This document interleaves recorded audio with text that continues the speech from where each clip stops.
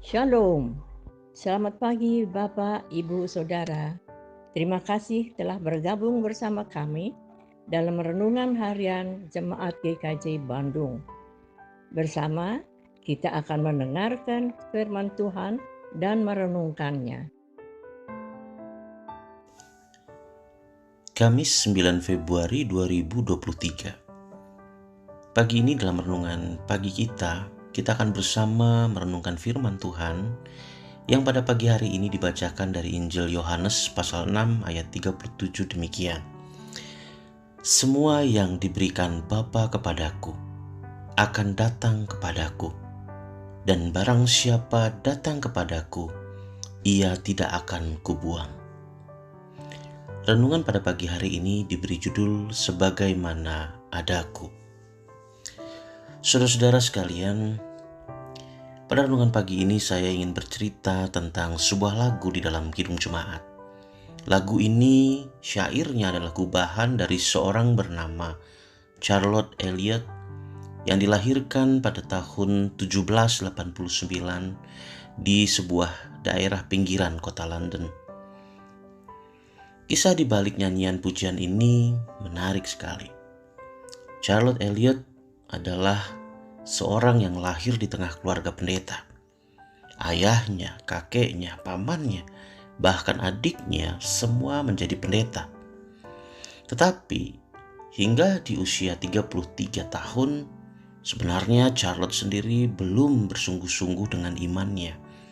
Ya, ia memang lahir di tengah keluarga Kristen. Tetapi sebagai anggota gereja sebenarnya ia agak suam-suam kuku. Salah satu sebabnya adalah karena penyakit yang ia alami. Penderitaan jasmani yang ia alami bertahun-tahun nampaknya telah mempengaruhi sikap rohaninya. Hingga pada suatu hari di tahun 1822, ada seorang tamu yang datang ke rumah keluarga Elliott ini. Dia adalah pendeta H.A.C. Malan, seorang pendeta yang datang dari Jenewa. Dalam sebuah percakapan makan malam, pendeta Malan bertanya kepada Charlotte Elliott apakah ia sudah mengalami hubungan pribadi dengan Tuhan Yesus sebagai juru selamatnya. Saat itu Charlotte menjawab dengan ketus, "Saya tidak ingin membicarakan hal itu malam ini." Tetapi rupanya ucapan yang menjengkelkan itu tidak membuat pendeta Malan tersinggung. "Baiklah kalau begitu," jawabnya dengan tenang. "Namun, saya akan terus berdoa semoga saudara akan memberikan hati saudara kepada Yesus dan menjadi seorang murid yang berguna bagi Dia." Walau malam itu Charlotte seolah memberi kesan ia acuh tak acuh, namun ternyata pernyataan pendeta Malan itu terus terkenang dalam jiwanya. Hingga 2 minggu kemudian ia mendekati pendeta Malan, meminta maaf atas kata-katanya yang ketus dan kurang sopan.